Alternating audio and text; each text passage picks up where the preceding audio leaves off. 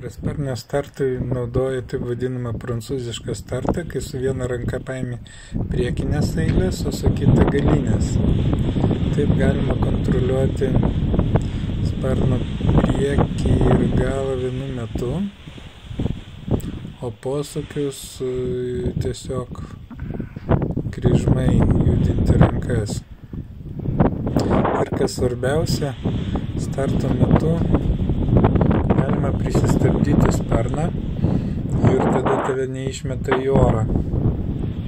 Tai dabar tai ir padarau, prisistabdau sparną bėgdamas atgal ir gaunasi labai švelnus sparno pakėlimas.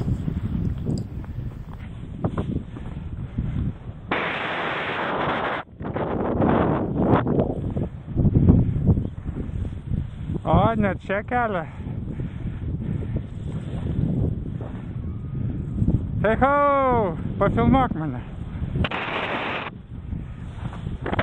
Pakyl. Tuoj.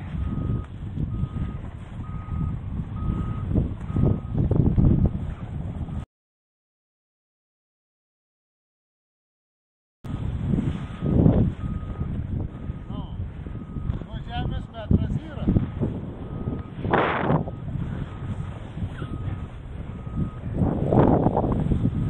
Naudoju dar vieną gudrybę. Kylant, lipu į kokoną statmenas. Nesisėdu tol, kol neįkišu kojas į vidų. Taip yra žymiai lengviau. Tik įdėjęs kojas į vidų, atsisėdu.